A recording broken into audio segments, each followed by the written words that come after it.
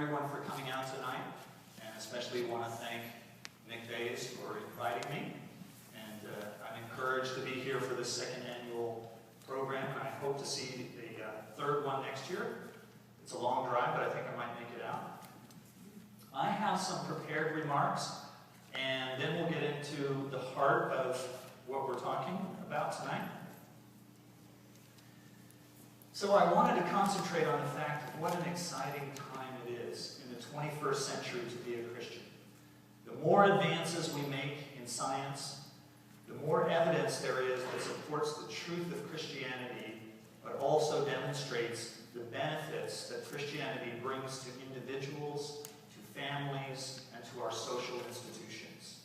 In the academic realm of philosophy, since the 1950s, new arguments for the existence of God have been developed, and through careful analytical study, older arguments for the existence of God from Plato, Aristotle, and other ancient philosophers have been refined to the point that there is now a renaissance of Christian theology in academic philosophy departments and societies of philosophy.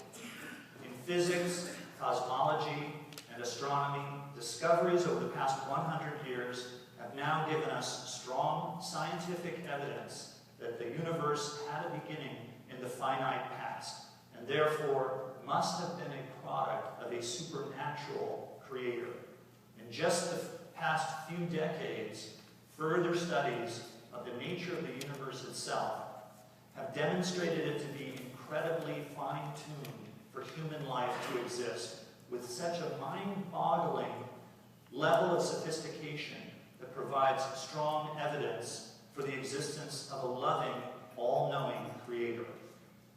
Even one of the world's leading atheist philosophers, Antony Flew, after examining the evidence for fine-tuning, turned his back on the atheism he had promoted for more than 50 years and became a theist in 2004. Now, turning from the macro world to the micro world, the discoveries over the past few decades by microbiologists and geneticists have been just as earth-shaking. The electron scanning microscope has revealed the living cell to be an incredibly complex system of thousands of intricately coordinated tiny nano machines, like a vast automated city of robots building and repairing other robots for the purpose of manufacture and transportation, communication, energy supply, defense, and propagation. All the information that tells these machines what to build and when is stored in the DNA that itself is controlled by and repaired by other machines whose blueprints are also encoded on the very DNA that they repair. And this chart, each of these blips outside this DNA strand here, is a machine that is involved in the reading and production and repair of the DNA. And all of those machines are themselves encoded in the DNA itself. Geneticists now know that the DNA is multi-encoded to provide backup systems for backup systems, with large sections of the DNA code turned off and maintained for future use in case of changing climate, food sources, or other environmental stresses, so that the organism can adapt by re-engineering its offspring to a changing environment and survive. In the face of this overwhelming evidence and the collapse of the major evidences for evolution, atheist philosopher Thomas Nagel wrote a book in November last year subtitled "Why the Materialist Neo-Darwinian Conception of Nature is Almost Certainly False." And this is where we will spend most of our time tonight. But furthermore, every turn of the archaeologist's spade in the past century has only piled evidence upon evidence for the reliability of the biblical record. While some atheist scholars still cling to their discredited 19th century theories of a non-miraculous Bible history, the mounting evidence supports both historical details, such as the presence of Joseph as vizier in Egypt, to the miraculous events, such as the resurrection of Jesus. New arguments for the resurrection of Jesus as the best explanation for the now established fact of the crucifixion, the empty tomb, and the post-mortem appearances of a risen Jesus are being vigorously defended thanks to the scholarly consensus that these evidences are in fact facts of history. The teachings of the greatest man who ever lived, Jesus the Messiah, impacted the world for good as no one ever has. In the field of history, researchers have drawn connections between the teachings of Christianity and the development of behaviors and institutions that have led directly to the dramatic improvement of human flourishing. Down through the centuries, including the establishment of hospitals, universities, free market economies, and truly democratic societies. Christianity rid the world of such evils as infanticide and the treatment of women as property. It twice rid the world of slavery, once during the Roman Empire and again after the colonial period. Multiple historians have now documented how the direct teaching of Christian principles led to the beginning of the scientific study of God's world and the birth of the scientific method. In fact, almost every founder of a new branch of science was a devout Christian creationist scientist. Even sociologists, psychologists, and neurologists in their studies have demonstrated the benefit of Christianity to the individual for mental and physical health, including lifespan, happiness, and lack of stress, marital success, and significant reductions in depression, drug abuse, and criminal behavior. One atheist author who researched the data openly proclaimed that he would rather trust a Christian than any atheist. The truth of Christianity is based solidly on evidence and reason, and makes the world a better place by making people better human beings. All this evidence, and much more, supporting the truth and benefits of Christianity has become so large that Christian universities and seminaries have begun building new departments and programs and training graduate students in this rapidly expanding field of Christian apologetics, which is the defense of Christianity. And that is where I have my degree in Master's in Christian Apologetics. I think you should become a Christian, and I want to show you why. So for the next 45 minutes, we're going to look at 6 facts dealing with evolution that will prove what Thomas Nagel said, why the materialist neo-Darwinian concept of nature is almost certainly false. So let's get into our specific topic. And evolution seems to be one of the big stumbling stones for people who are considering Christianity as an option, as a worldview. So I'm going to be covering 6 facts. The first is that there are 2 kinds of evolution, and this is not what is not clearly understood, and we have to understand it. Micro and macro evolution. So we'll get into that. All the standard evidences for evolution have collapsed, and we'll get into that. DNA has been shown now to be programmed to re-engineer itself. Organisms have been demonstrated to only be able to change within their kind. Okay? And finally, this may surprise you, but we're going to look at the evidence for a worldwide flood, and we're going to look at the evidence for a young Earth. Okay, micro and macro evolution. Evolutionists distinguish between micro and macro. This is a term of evolutionists, not a term of creationists. It was first coined by Theodosius Dobzhansky in the 1960s, one of the foremost evolutionary scientists. And what he pointed out is that microevolution is small adaptive changes that are channeled by natural selection to produce variety in organisms through the genetic expression of existing information in a gene pool. Okay, so what's a gene pool? Well, a gene pool is the genetic information that's available to a specific kind of organism. So, for example, the genes that are available to dogs, right? All the dog genes, okay? Now, that's more information than is contained in a single organism. So a single dog may be missing some of the genetic information that's available to other dogs. The person on your left or your right has different genes from you that you may not have.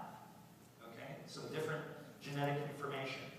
But also, a single organism, a single individual, has more genetic information than they need themselves. So you're not using all the genetic information that you have. There's genetic information in you that is turned off, and that may be used in future generations. Your grandson, your great-great-granddaughter may use that information to help them survive. So microevolution is changes the future offspring that are caused frequently by turning on unused DNA information. This is also called cryptic genes. So we know that there are genes that are hidden, that have been set aside, not being used by organisms, and they are turned on. And sometimes other areas may be turned off. There's also copying errors, right? That's what we typically think of as mutations. Copying errors and mistakes can also cause changes through lost information or broken genes. But not all mutations are copying errors. Mutations is the term we use, but that just means changes into the DNA. Some are accidental, but many are actually caused by the organism. This is something that we have only learned about the past 10 years. So the DNA re-engineers itself in order to survive in a new or changing environment. They have even found some organisms that will actually sample the environment. So a living cell is sampling the environment, looking for food sources, and then it will turn on the DNA that it needs for its offspring. Okay, well then what's macroevolution? Macroevolution is the theoretical addition of new genetic information to a gene pool. Okay, and this is the problem, right? The information needed to make some new kind of organ or a new limb, like a wing, in a kind of animal that doesn't have wings, like for dogs. Let's say the new information that a dog kind would need in order to become flying dogs, okay? Or some new biochemical pathway. For example, dinosaurs becoming birds, right? What would they need? What kind of new information would dinosaurs need to turn into birds? Well, they have to have a completely different kind of skeletal system. They have to have a completely different kind of respiratory system. They have to have, obviously, a different kind of locomotion. Instead of walking, they're flying now. And they have to have a different kind of skin system, right? Feathers instead of scales.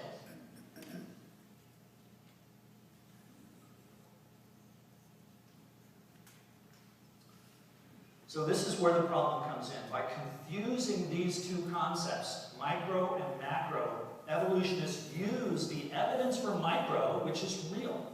Microevolution is real change. Change over time. Animals do change over time. But they use that evidence to try to prove macroevolution, the development of new information. All the evidence used to support macroevolution, such as bacterial resistance, peppered moths, and on, are all actually examples of microevolution and not macroevolution. So when someone asks you, do you believe in evolution? What you need to ask is, what are you talking about? Are you talking about microevolution, which is proved, or macroevolution, which is theoretical? I say it's mythical. This is the kind of evolution you get. A wolf can change into a chihuahua. A fish cannot change into a fisherman. It requires too much new information that is not there. Right? How to make a fisherman isn't there. How to make a microbiologist is not in bacteria. How to make a prince is not in a frog. So let's talk about some of the discredited evidences. Again, these are meant to prove evolution, but they don't prove macroevolution, they prove microevolution. So we've got the Darwin's finch beaks, probably seen that in your textbooks. Peppered moths. Whale evolution is a common one, until last year, that is. Antibiotic resistance, we talked a little bit about that. The tree of life is given to show, oh look, everything is connected. Embryology, anybody seen Haeckel's embryos? Right? Still today, that's an amazing thing. We'll talk about that. Let's see if my clicker's going to work.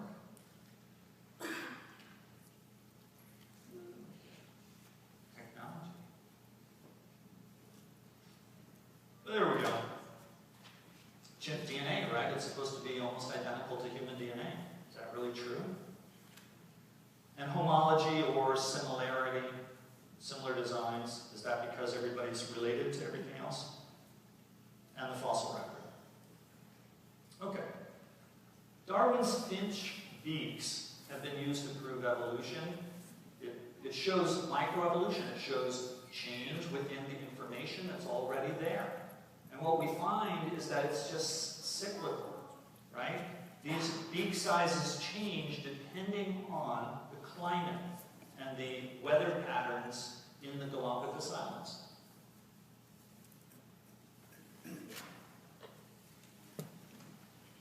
They cycle back and forth, and they don't turn into anything else because there isn't any new information about how to build anything else. Peppered moths, right? Is this in your textbooks? Peppered moths, we know, cycle back and forth. So they cycle back from dark and light. And there's genetic information for both, and that's what happens. But nothing new ever comes, because the information is all that there is. Now, flu strains is another one. I was speaking with the microbiologist at University of Pennsylvania who is on the board that determines what flu vaccine you're going to get next year. And he explained exactly how they do it. They look at all the strains that come out. So there are several strains that will come out during the year. And they have to decide what's going to happen to that flu virus next year. So what they do is they look and see which of the strains is most like the wild type, the original type, the one that has the most oldest information in it, not the one that has mutated the most. Because they know that next year, it's all going to be back the way it was. So if you got your flu vaccine, you unwittingly admitted that evolution is impossible. Because if evolution was true, the mutated strains would be the ones that would protect you, because that's going to continue to mutate and change and change. But they know that that's not going to happen. Those mutated strains have lost information, they're weaker, they're more likely to die out. So they give you the one that is the original wild type. It's just like that chihuahua that I showed you. What do you think happens to the chihuahua? It doesn't get eaten. If you let it out into the wild, right, and it doesn't stay purebred, eventually it becomes a mutt again, right? Generations later, it'll be a mutt. And if enough genetic information from different breeds combine, you will get back to the original wolf kind. That wild dog will be very much like Middle Eastern wolf. All right, what about whale evolution? This is a popular one these days because some of the other ones have been criticized so much. So you'll see examples of a terrestrial wolf-like creature, supposed to be about 50 million years old, that over the period of about 10 million years completely transforms into a completely different type of animal.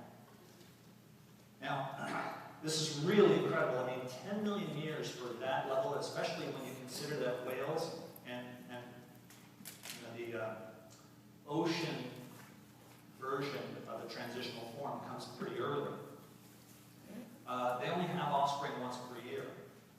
This really slows down evolution. It's not at all like other creatures like fruit flies or bacteria that reproduce really rapidly, so you can see evolution happening or change happening much quicker.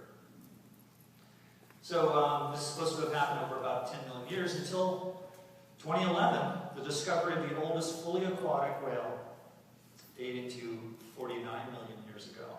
Means that the time frame is now down to only a million years.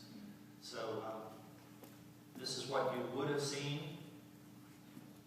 these transitional forms, but now, 1 million years later, you have a fully aquatic whale.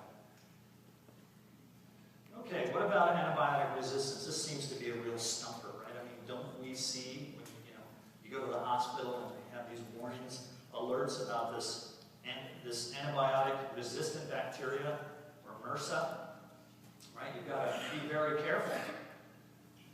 Well, bacteria gain resistance to antibiotics by losing information. They lose the information on how to digest the antibiotic, because the antibiotic kills the bacteria by being digested and turning into a toxin, turning into a poison that kills the bacteria. So if it loses the information and it can no longer digest that antibiotic, that allows the bacteria to live. It can survive because it's lost information. But it can't survive outside of the hospital, right? Because it's weak, it's weakened, it's lost information, and it needed that information for other purposes. So this is a downward change. And downward change is what actually happens. So people say, well, if microevolution is true, and we do have animals changing, why can't, if we just wait long enough, why can't we get macroevolution? Why can't we have big changes? Well, you will get big changes, but they're always in the wrong direction. If we're in a skyscraper and we start going downstairs, how long will it take us to get to the roof? You are going in the wrong direction. If I throw rocks at a house, can I change it? Right? Well, if I throw rocks at it for long enough, I can change it. I might even be able to turn someone's bedroom into a porch, right? Into an open area if I throw rocks at it for long enough. Could I change that house into a skyscraper? No. If I threw rocks at it for 1 million years, eventually you'd have a pile of dust. So you would get big change. You do. Lots of small change together can make big change. It's just all bad. You get no new information. Okay, what about the tree of life?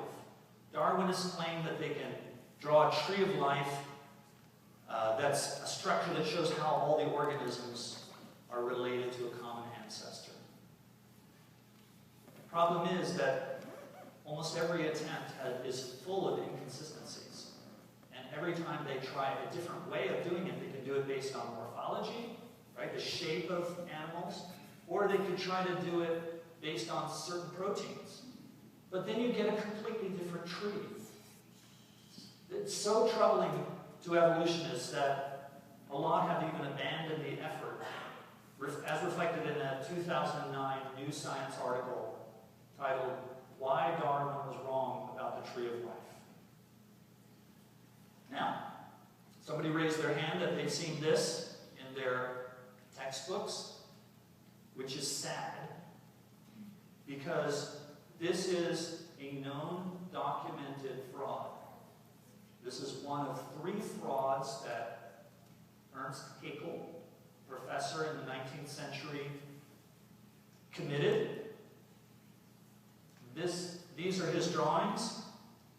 You can see how he tried to make the drawing. Now, he was not an embryologist, by the way, and that's how he got caught. Because the leading embryologist at his university called him out and took him for disciplinary action, and he was kicked out of his university for faking these drawings. But that was in Germany in the 19th century. His book was translated into English, and it took the English world by storm. All right. So how are we doing for time? Because, well, I took a couple of slides out, but we'll just move on. So you can see how really different these stages are. And the interesting thing is that as far as stages of life go, these were not selected because they were in the same stage of life. They were selected because this is when they looked most alike. All right? So this is the time they look the most alike, and they look very different. But these are different stages of development. But Haeckel tried to make them all look the same. And that's what you've been taught in school, unfortunately. So it was only a year after he published these pictures, that he was caught as a fraud. But it's still being used. Okay, chimp-human similarities. We hear that all the time, right? 98% similarity. Right? Anybody heard that? If you guys are, yeah? Okay, I see some hands.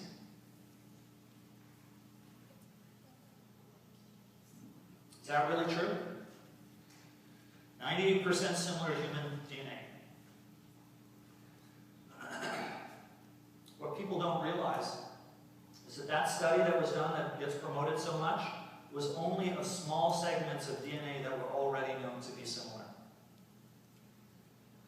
The biggest difference between humans and chimps is not what proteins are made, but how they're regulated, how they're controlled by the DNA.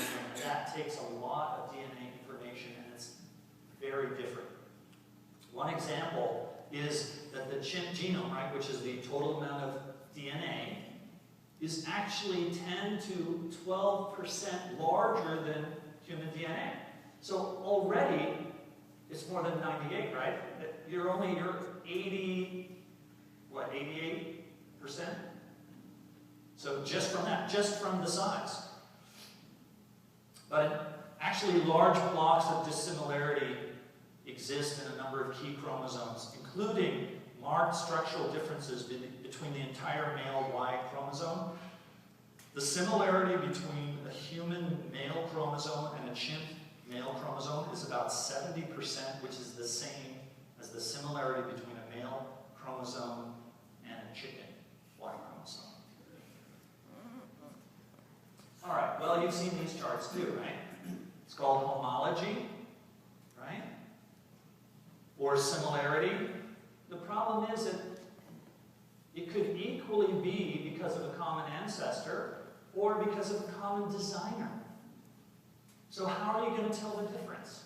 How are you going to know whether it's a common design or it's because every animal is a descendant of a previous animal? The problem is these structures don't share the same genetic pathways. So as the organism is growing, the pathway to get to this design uses completely different developmental pathways. Even where evolutionists are certain that a particular animal did not share common ancestry for most of their development, many of these features recur because they're intelligent, engineered designs. An example is the whale and bat sonar. Right? It turns out that those systems even use the same genetic information. The genes are the same, but they're not related, right? Bats are not related to whales. Okay, well, so far what we've done is we've looked at theoretical issues and we've compared it to what's really going on. But for me, what's important about science is the experimental evidence. Okay? What you can prove repeatedly over and over. So why don't we just ask the evolutionists to do some experiments and prove evolution? Right? If you just experiment, you should be able to produce some new information. If evolution will create new information, let's do it. Well, oh wait, they already did the experiments. Right?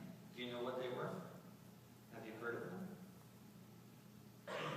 Maybe you've heard of them and maybe you haven't, because they don't prove any new information at all. We'll look at fruit fly experiments and we'll look at the bacterial longevity experiments that have been done. So what happens when you try to experiment and you try to change organisms? It's the same thing that breeders run into. So in a sense, breeding has been an evolutionary experiment that's gone on for centuries. Right? People have been breeding horses, breeding dogs, breeding roses. And what happens is that they reach limits beyond which they cannot go. It's true for everything: dogs, corn, pigeon breeders, roses. All breeders know this. As an example, we know, we've done DNA studies of dogs. All dogs are related and descended from the Middle Eastern wolf. But you reach a limit. You can only get so small. You can only get so big. Dogs have a lot of diseases. Dachshunds have a kind of dwarfism. Great Danes have essentially the same thing as giantism in people. Okay? And they have a lot of problems. A lot of cancer, back issues, digestive problems. When they get so much lost information, it's very difficult for them to survive. And if you put a lot of the purebred dogs out in the wild, they would not survive. Fruit fly experiments, they took fruit flies because they reproduced very rapidly, and they irradiated them to cause an increased number of mutations so that they could speed things along. They mutated every single base pair. That's the individual code on the DNA, right? The nucleotides. Every single one, individually or in groups, and failed to produce anything but crippled fruit flies. So that's the equivalent of millions of years worth of evolution that were simulated with no result. So, Drosophila, and this was started 100 years ago. 100 years ago was the first report of irradiated fruit flies, and following the generation after generation after generation, trying deliberately to create some kind of new information. And you get nothing but diseased, deformed, and damaged fruit flies. So much so, here's a couple of quotes.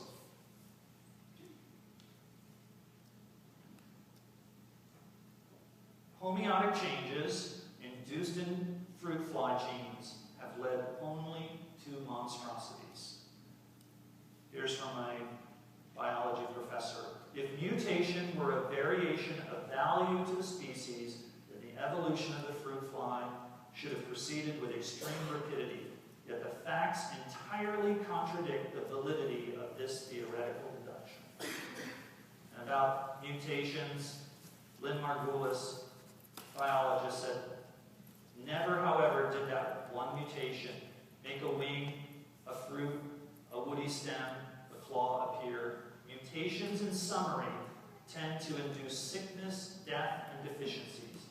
No evidence in the vast literature of hereditary changes shows unambiguous evidence that random mutation itself, even with geographical isolation of populations, leads to speciation. Okay, what about bacterial experiments? Bacteria are great to work with because they can reproduce. You can get a new family in 20 minutes. So what happens when you study them for over 20 years, as has been done, and you get up to 56,000 generations? What happens? Believe it or not much. You get about 10 to 20 fixed mutations that help the bacteria to adapt to the new situation, which is being stored in a beaker for 20 years. And they actually had a case of one cryptic gene that got turned on, was able to live off of one of the ingredients in the agar that they were growing the bacteria in. And that's it. Most of them, this is very interesting, most of them occurred right away. So by 5,000 generations, almost all the changes were done. Because that was the bacteria, the DNA, reengineering itself, flipping things on and turning things off, trying to survive as best it could. So DNA is pre-programmed to turn on the information needed to survive and increase efficiency in a new environment. Okay, what about the fossil record? This is often used as, well, okay, but we can't see macroevolution, but if you look at the fossil record, you've got macroevolution. That's kind of a written history of evolution, right? Well, here's what Charles Darwin said. Why then is not every geological formation and every stratum full of such intermediate links? Geology assuredly does not reveal any such finely graduated organic chain as this. Perhaps this is the most obvious and gravest objection which can be urged against my theory. I agree with it. Okay, well, that was a long time ago. Maybe they found things recently. Well, here's paleontologist Stephen Jay Gould from Harvard. The history of most fossil species includes two features particularly inconsistent with gradualism or gradual change of organisms. Number one, stasis. Most species exhibit no directional change during their tenure on Earth. They appear in the fossil record looking much the same as when they disappear. Morphological, right, that's shape change is usually limited and directionless. Number two, sudden appearance. In any local area, a species does not arise gradually by the steady transformation of its ancestors. It appears all at once and fully formed. So the progression of fossils is not smooth. There are numerous fossil graveyards that have been reported where both land and sea creatures are mixed together, not supposed to happen. The Cambrian explosion of life has revealed life's complexity from the very beginning, so you get virtually nothing, single-cell bacteria, and then suddenly you get almost every single body plan that there is. The vast array of complex life that appears in the lowest geologic strata with no ancestors goes very hard against evolutionary dogma. An example of this was the discovery in 1940 of fossils of amazing clarity and diversity that were found in Canada's Burgess Shale. This is all Cambrian explosion material. This deposit unveiled numerous new fossil types, but none of them were primitive in any sense, nor were they ancestral to any other type. Okay, so here we get to something very controversial. There's just kind of fun being controversial. This is a picture of the Grand Canyon, obviously, and this is strata up close. But whether you look at it from a distance or up close, you see some very interesting things. For one thing, some of these rock layers cover all of North America, virtually all of North America, and some even go into Russia. So how are these getting laid down, right? An old Earth scientist would say this is laid down millions of years before this one, which was millions of years before this one, millions of years before this one, millions of years before this one, etc., etc., etc. But notice a few things. These all have razor-sharp edges, right? These are all sedimentary. They're all laid down by water, massive amounts of water, and yet the lines are all perfectly straight. Where are the tree roots? Are you telling me that there were no large trees for millions and millions and millions of years? Where are the animal burrows? There are no animal burrows. Just clear razor-sharp levels. There's no signs of erosion. A few rare spots where you can find some erosion. But for the most part, there's no erosion. Certainly nothing like this. I mean, look at how it's been cut away after it was laid down. There's erosion for you. Cut down through the entire canyon. But nothing like that is uncovered. When you look at what was below, there's no old canyon there. No earthquake evidence. Millions and millions of years, no earthquake evidence. All laid down simultaneously. That's what it looks like. Experiments. Experiments are what tells us what really happens.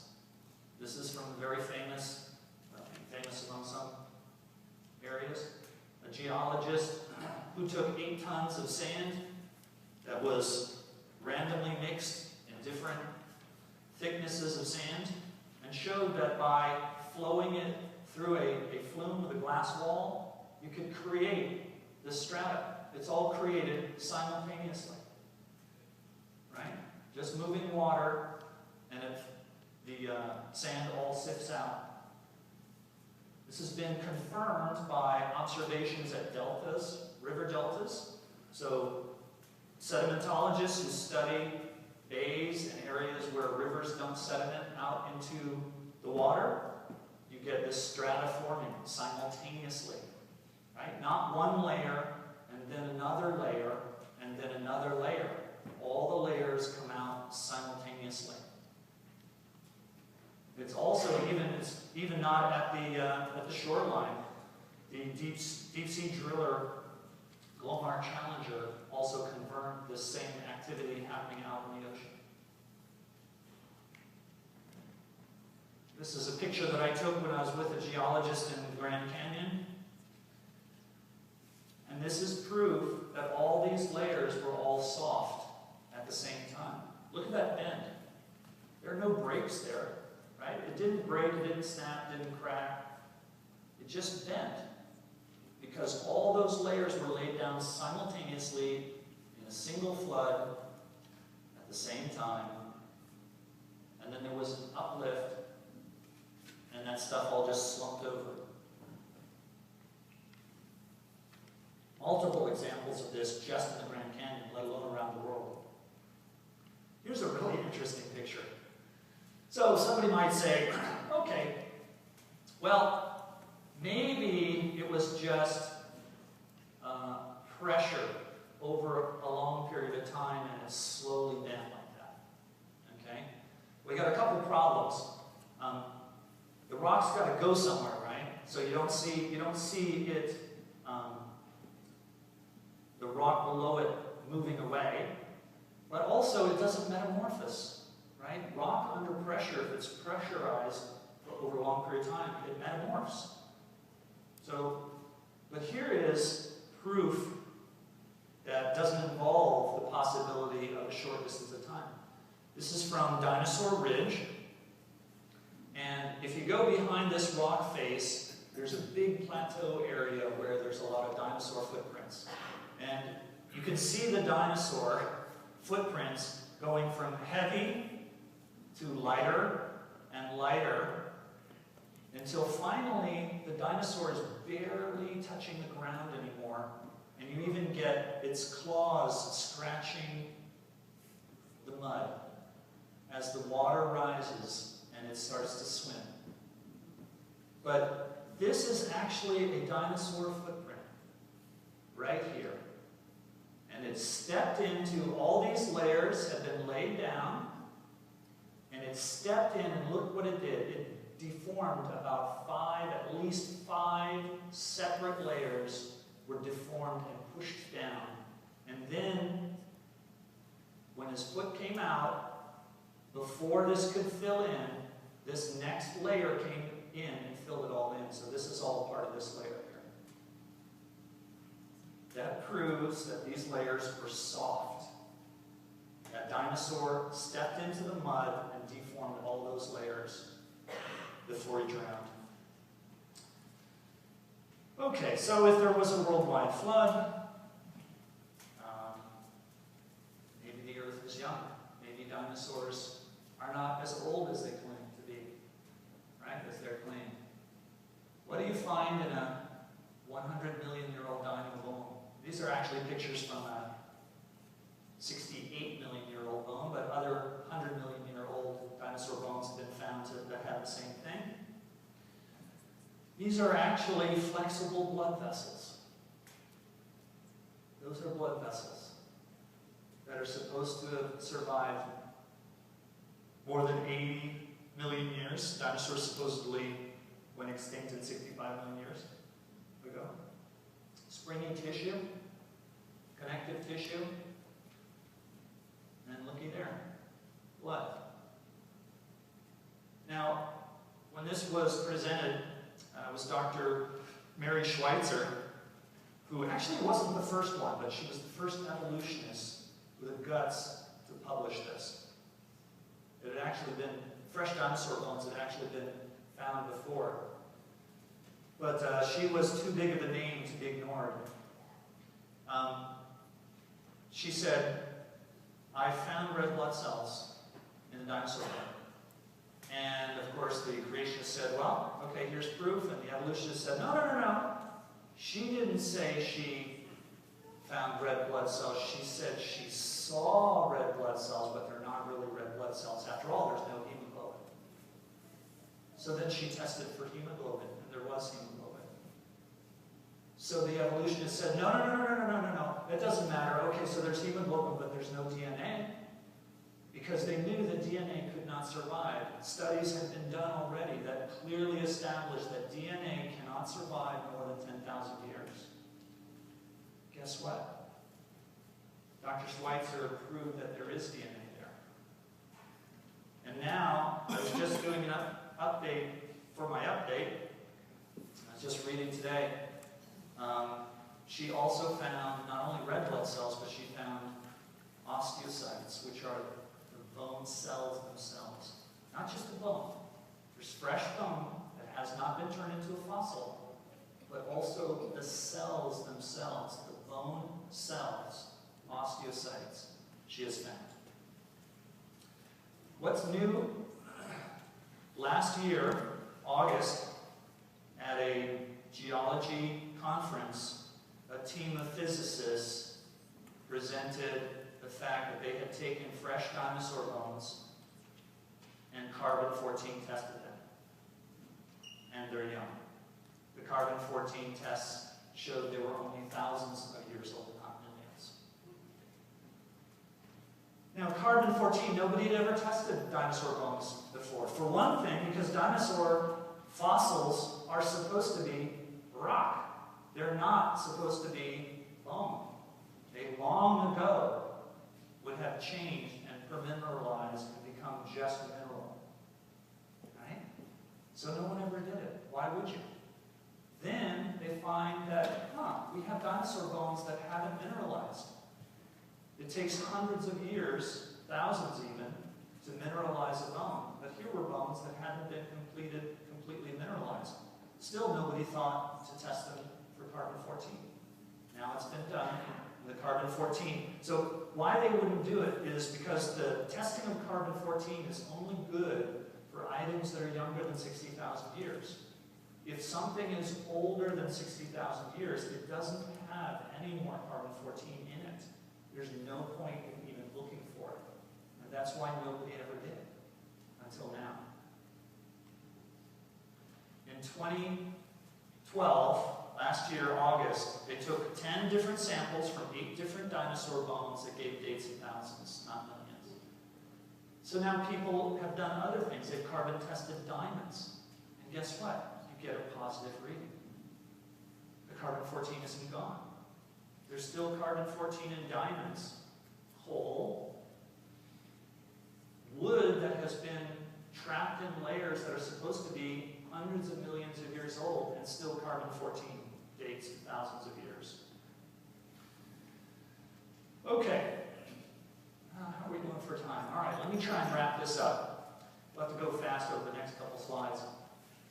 I don't know if you're familiar with the National Geographic effort to map human migration through DNA studies.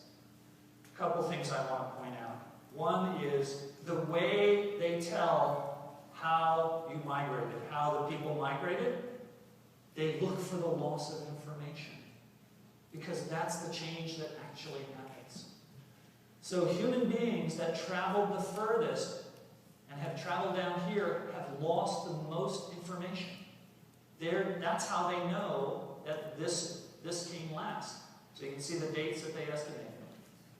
So you have this area here with the strongest, most amount of DNA information, and then it branches off, and when they move away, so when a group of people moved away from the rest of the population, they lost some of the information that was here. And I just want to point out that this migration pattern matches the Bible's table of nations. In chapter 11 of Genesis, it lists who went where after the Tower of Babel, and matches this pattern. Okay, so what about cavemen then? Somebody asked me to talk about cavemen, so just real briefly, it's likely that Noah and family were Homo erectus, right? And they evolved, because microevolution happens even to human beings. So they evolved eventually to Homo sapien, probably by the time of Abraham. They also lost a lot of longevity. But we know a couple of things. Oh, and then also Neanderthal and Cro-Magnon branched off. There's some other families. You've heard of the Hobbit people, right? Those are fully human people, but they're just small. And there's a couple others. So, but a limited gene pool, all they have to do is lose part of the genetic information that's available to all humans, and they will change shape, change morphology, because you don't have the same information anymore. Evolutionary geneticists like James Crow, who unfortunately just died recently, have recognized and published that cavemen were genetically superior to human beings. Right? I think you've probably heard Neanderthal men had much heavier, thicker bones. Their teeth were much stronger. They had a bigger brain size, right? Did you know that? Neanderthals had bigger brains. Okay, so let's try and wrap up. We've got measurable carbon-14 levels in old material. We have intact dinosaur bone contents, including blood cells and bone cells. There's a dearth of, or a lack of ancestors in the fossil record. We've got bone graveyards of billions of marine and land life mixed together. We'll skip this part. This is interesting. Well, briefly. That's a rock cutting from 1100 AD. And that is in a group. It's in a group of different animals, all of them alive today. This is not a group of mythical animals. This is from a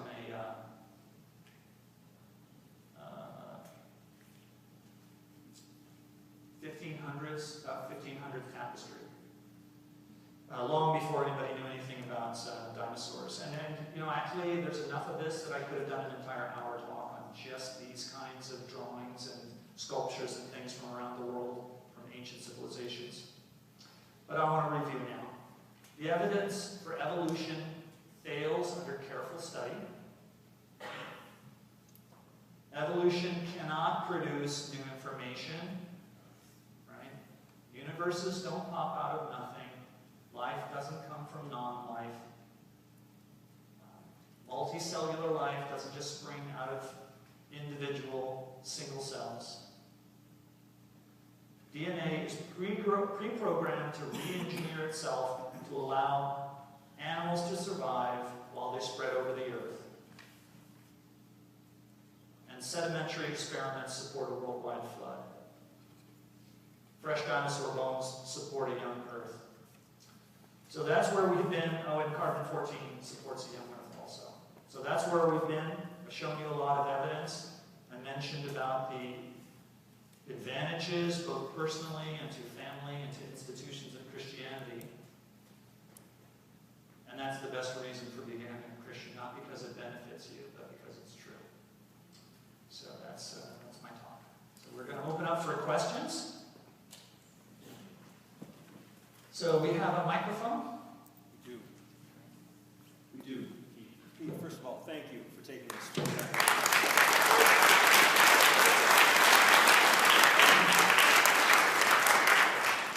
I do want to take advantage of the fact that Keith is here and open up the questions. I'm actually going to put this microphone right here, and I'm going to find out if anyone is interested in coming up. I'd ask you to just don't be shy. I've got a couple of questions we can start out with, but if you've got a couple of questions for Keith, I encourage you to come up and use the microphone so that everybody can hear your question, and we'll go from there. If you're interested in asking a question, you could stand up, at least right now, give me a sense for how many people we're going to have. Come on, it's not that hard. Keith, I'm going to add. Come on, that's what I'm talking about. Say some call. That's what I want.